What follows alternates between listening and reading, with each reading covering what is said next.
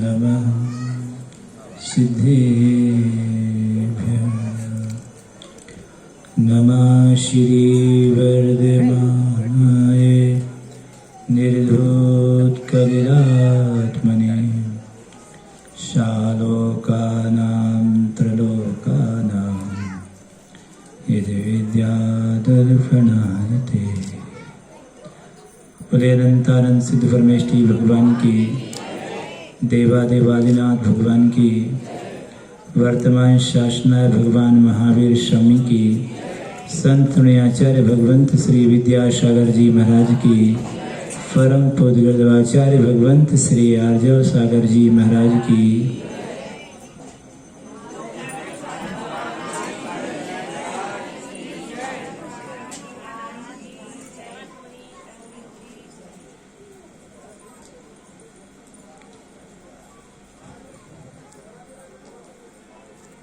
चल रहे इस कार्यक्रम में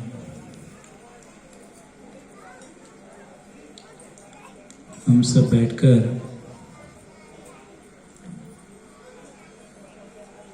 जिस आराधना को करने जा रहे हैं, उस आराधना के लिए बहुत पवित्र भावों के साथ में, क्योंकि जो भाव हमारे लिए नर से नारकी बनाते हैं, वही भाव हमें नर से नारायण बना देते हैं। तब फिर जिन भावों से मैं पापी बनता हूँ, पामर बनता हूँ, यदि उन्हीं भावों से परमात्मा बन जाता हूँ, तो क्यों ना हो कि भाव को पामर के योग नहीं, परमात्मा के योग बनाया जाए, जो मुझे पामर नहीं परमात्मा बना दे। भावों का खेल है। अच्छे भाव किए थे हमने, तो अच्छे भाव जब बनाए तो अच्छे भावों ने सौगात के रूप में हमें सिद्ध चक्र विधान दिया। और अच्छे भाव किए थे कि भगवान मैं आपका जनालय बनाऊं, मैं आपके नित्य प्रति दर्शन करूं, आपके दर्शन बिना मैं आहार नहीं कर सकता। जब ऐसी भावना बनाई, आप मेरे इष्ट परमात्मा हैं, आपके बिना मैं नहीं रह सकता, तो मुझे इसके सौगात के रूप में जब ऐसी पवित्र भावना भाई, तो इसके सौगात के रूप में चिंतामणि पार्श्वनाथ भगवान मिल गए। और जब पार्श्वनाथ भगवान मिल ही गए, उनका जिनालय अरहतकूट जिनालय के नाम से हमने यहाँ पर स्थापित ही कर दिया। जब भगवान को हमने वेदी पर ही विराजमान कर दिया, तो फिर हमारे लिए ऐसी अवस्था में जहाँ लोगों के लिए दर्शन दुर्लभ थे, पर उस घड़ी में भी उन्होंने तुम्हारा साथ दिया कि दुनिया को बंद हो सकते हैं, पर तुम्हारे लिए बंद नहीं हो सकते हैं। जब वो परमात्मा यहाँ पर आ गए, इस नगर में, इस मोहल्ले में, तो इसके सौगात के रूप में उन्होंने तुम्हें सच्चक महामंडल विधान भी दे दिया। काश वो भगवान यहाँ पर नहीं आए होते, तो आज हम और आप यहाँ पर नहीं बैठे होते। बैठे होते क्या? यहाँ अर्घ अर्पण कर रहे होते क्या? इसका श्रेय किसे जाता है? उन भगवान के लिए। देखो कितना बड़ा उपकार है कि हमने भगवान को थोड़ा सा स्थान दिया रहने के लिए। उन्होंने इतनी बड़ी छत्र छाया कर दी कि तुम्हें अनंत अनंत भगवंतों की महा आराधना करने का शुभ अवसर दे दिया। ये तो बहुत अच्छे अच्छे लोगों को नहीं मिलता है कि जागो। पता नहीं यदि ये चक्र महामंगल विधान हमें सौगात में नहीं मिलता, तो पता नहीं या तो शयन कर रहे होते, या भोजन कर रहे होते, या गालियां बक रहे होते, या चौराहे पर किसी होटल पर क्या कर रहे होते, कौन सा पाप कर रहे होते, 5 पापों में से पता नहीं, पापों में लिप्त होते। पर धन्य है परमात्मा कि आपकी जब आराधना का भाव आया, आपके पूजन का भाव आया, आपकी स्तुति करने का भाव आया, तो आपने उसके स्वरूप अनंत अनंत भगवंतों की आराधना करने का शुभ मंगल अवसर दिया। और अवसर ही नहीं दिया, उन भावनाओं को साकार भी कर दिया। और जब वो भावनाएं भाई से भावना भाई तो 100 क्षण में एक नहीं 4 भगवान के दर्शन करने का सौभाग्य हमें प्राप्त हो गया। ये बहुत बड़ा ये साकार पवित्र भावों का प्रभाव है कि उन भावों के प्रभाव से हम एक साथ बैठकर और अनंत भगवान की महा आराधना करने चले हैं। वरना पाप करके लोग बैठ जाए, थोड़ा सा लोग बैठा दो वहीं पर, जो लोग आए हैं ना, डिस्टर्ब बहुत खतरा, थोड़ा सुन भी लो। एक समय में एक ही काम होता है। कुछ लोग पूजन भी करते और कहते हैं हम प्रवचन भी सुनते हैं। एक ही काम करिए, 2 काम नहीं होते हैं। तो वो जिनेंद्र भगवान की देशना जो हम सबको कह रही है कि तुम अच्छे भाव बनाओगे, क्योंकि भावों का खेल है। भाव अच्छे बनाओगे तो अच्छे बन जाओगे, और भाव यदि बुरे बनाओगे तो बुरे बन जाओगे। यहाँ पर कर्म दान विधान चल रहा है आपका।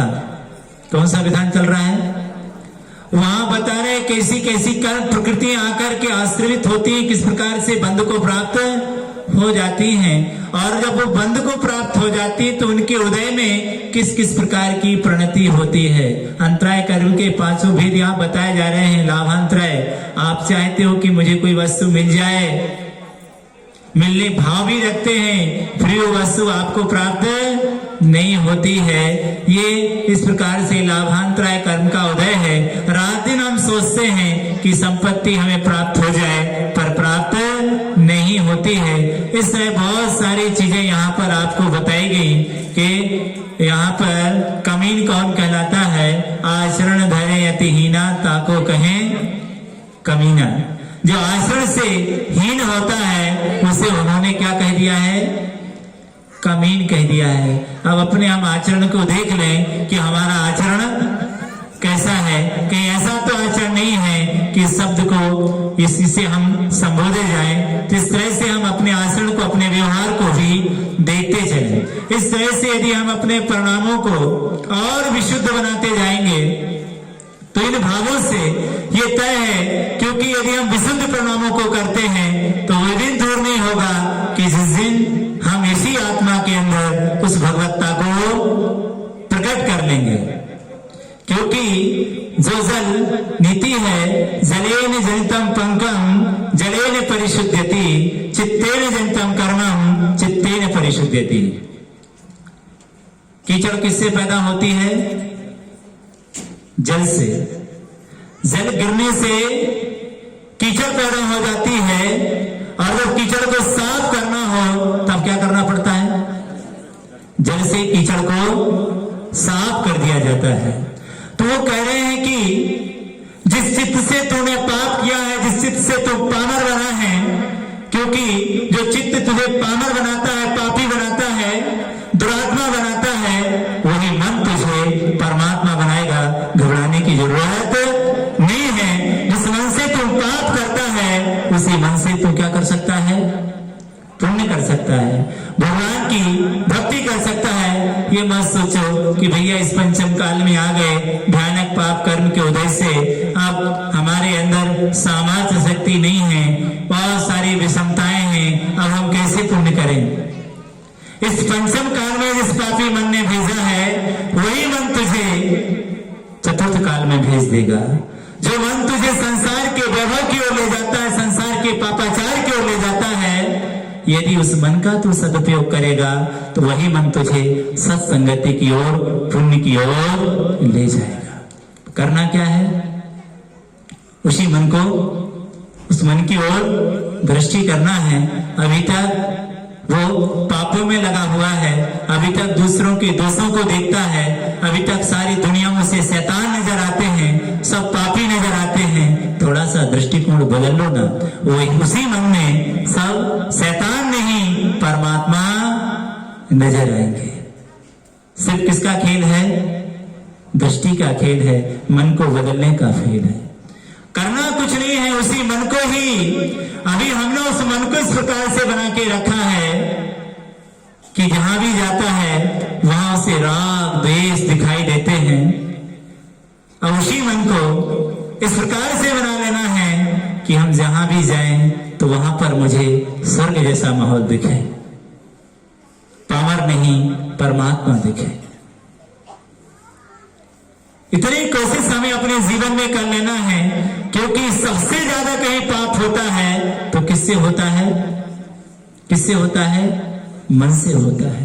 शरीर को तो कंट्रोल कर लेते हो, वचन को तो कंट्रोल कर लेते हो, जब मन की बात आती है तब क्या हो जाता है? तब फिर हम पीछे हट जाते हैं। मन हमसे कंट्रोल होता मन नहीं है। वास्तव में आचार्य महाराज ने एक दोहा लिखा, मन सब पर असवार है, मन के मते अनेक, और जो मन पर असवार हैं वे लाखों में एक। मन क्या है?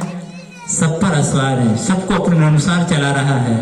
धन्य हो जिन्होंने मन के अनुसार नहीं चलते हैं, अपितु मन को अपने अनुसार चलाते हैं। जो कहते हैं वो करता है। तो हमारे लिए उस मन को भगवान की भक्ति में कंट्रोल करना है, मन को भगवान की महा आराधना से जोड़ना है। ऐसा ना हो कि शरीर तो भगवान की भक्ति में लगा रहे, वचन भी लगा रहे और मन एब्सेंट हो, मन कहीं बाहर हो। तो हमारे मन वचन काया तीनों एक साथ यदि भगवान की भक्ति में लग जाएंगे तो सोने में सुहागा हो जाएगा। पर ये तीनों क्या नहीं हो पाते हैं, एक स्थान पर लग नहीं पाते हैं। शरीर से बैठ जाते हैं, वचन से भी बैठ जाते हैं, वचन को भी लगा देते हैं, मन तो इधर उधर भागता ही रहता है। इसलिए ये बहुत बड़ा सौभाग्य मिला है हम सबके लिए उन भगवान की आराधना करने का। तो अपने मन को कंट्रोल कीजिए। यदि आप उसको ढील देते हैं तो मन विषयों की ओर चला जाता है। जब विषयों की ओर जाएगा तो अपराध ही करेगा, पाप ही करेगा। इसलिए मन का यदि मिसयूज होता है तो आपके लिए शत्रु है, और यदि वही उसी मन का सदुपयोग हो जाता है तो उसके समान दूसरा तुम्हारे लिए मित्र नहीं है। इसलिए मन को शत्रु नहीं, मन को अपना मित्र बनाइए। क्या बनाइए? मित्र का कार्य क्या होता है? उपकार करना। तो वो मित्र बन जाए, हमारा मन शत्रु ना बने, जिससे हमारा उपकार हो जाए। उपकार क्या हो जाए? अने पाप से मैं बच जाऊं और पुण्य जिस कार्य को मैं कर रहा हूं, इस कार्य में मेरी पूरी एनर्जी भगवान लग जाए। क्योंकि अभी मन कहीं जाता है, वचन कहीं जाता है और काय कहीं चला जाता है। इसलिए अपने मन से होने वाली जो प्रवृत्ति है, पापाश्रव है, उसको रोकने का प्रयास कीजिए। यदि उसको रोक पाए तो इससे बड़ा कार्य हमने अपने जीवन में दूसरा नहीं किया। यही बहुत बड़ा कार्य भगवान की भक्ति में आकर कि पापी मन को रोकना है। आचार्य भगवान तो एक बहुत अच्छा सूत्र लिखते हैं श्रावकाचार में, यदि पाप निरोध होने संपदा किम प्रयोजनम अत पापा सर्वस्तन्य संपदा किम प्रयोजनम। यदि पाप का निरोध हो गया है तो संसार में फिर संपत्ति की आवश्यकता नहीं है। यदि पाप रुक गया है तो फिर किसी को रोकने की आवश्यकता, किसी के संयोग की आवश्यकता नहीं है। अपने आप ही क्या हो जाएगा? अब जो भी होगा अच्छा ही होगा। यदि पाप नहीं रुका है, अत पापा सर्वस्तन्य, और पाप का आश्रय यदि हो रहा है तो फिर किसकी आवश्यकता नहीं है? अत पापा सर्वस्तन्य संपदा किम प्रयोजनम। फिर संपत्ति की आवश्यकता नहीं है, क्योंकि जब पाप आ ही रहा है तब फिर जो भी तुम संपत्ति अर्जन करोगे वो सारी संपत्ति क्या हो जाएगी? पाप का उदय होने से सारी संपत्ति नष्ट हो जाएगी। सोने को भी छूओगे तो सोना भी क्या बनेगा? मिट्टी बनेगा। किसका उदय है? यदि तीव्र पाप कर्म का उदय है तो पुरुषार्थ करने की जरूरत नहीं है, क्योंकि जो भी तुम काम करोगे वो सब क्या हो जाएगा? कुछ भी पुरुषार्थ नहीं चलेगा। और यदि रुक गया है तब भी, क्योंकि अब पुण्य का उदय है, इसलिए ज्यादा कोशिश करने की आवश्यकता नहीं है। उस पुण्य के उदय से सब माहौल अपने आप क्या हो जाएगा? अनुकूल हो जाएगा। इसलिए यहां पर कहा जा रहा है किसको करो? पुण्य को करो। पुण्य को करने से, अपने आप आराधना करने से पाप प्रकृतियां, पाप आश्रव क्या हो जाएगा? रुक जाएगा। ऐसी कुछ कोशिश कर ली जाए कि भगवान जिससे ये पाप आश्रव रुक जाए तो जीवन में मंगल ही मंगल होगा।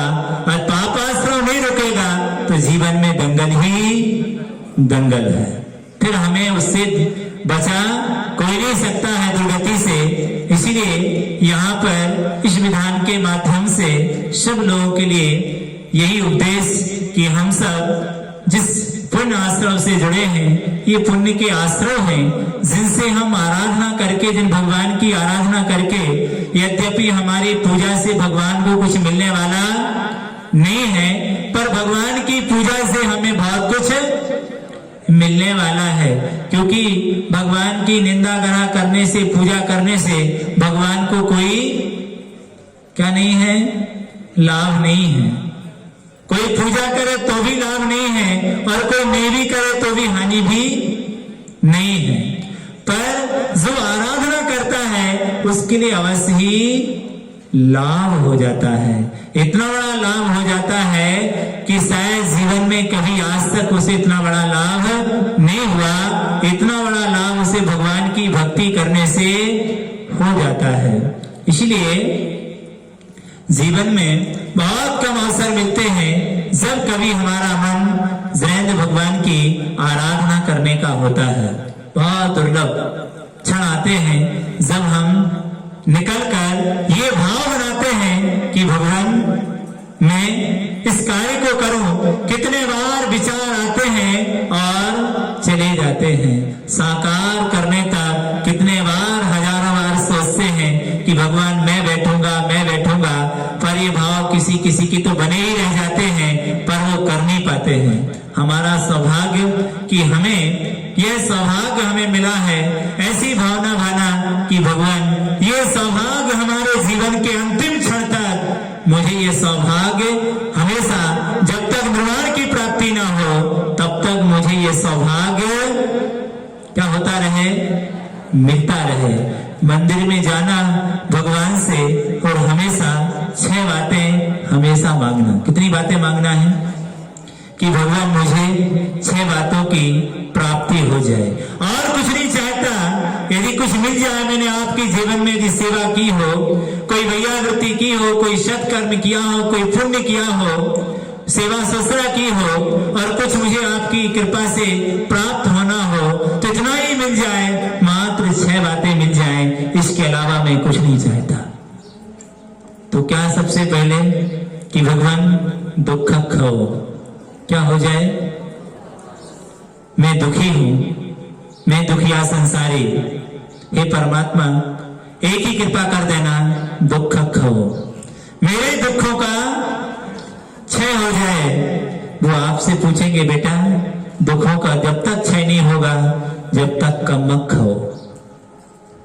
क्या नहीं होगा? जब तक कर्मों का क्षय नहीं होगा तब तक तुम्हें तुम्हारे दुखों का क्षय नहीं होगा। तो फिर मांगना भगवान कमक हो, मेरे कर्मों का भी क्षय हो जाए। तो कर्मों का क्षय कब तक नहीं होगा?